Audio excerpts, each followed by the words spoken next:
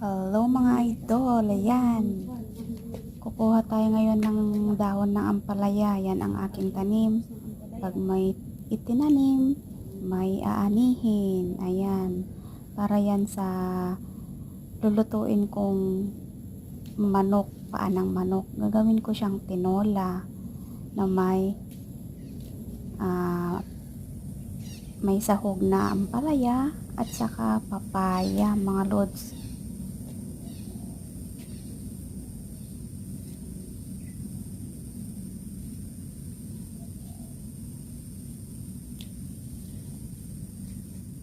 Ang dami na siya ang aking ampalaya.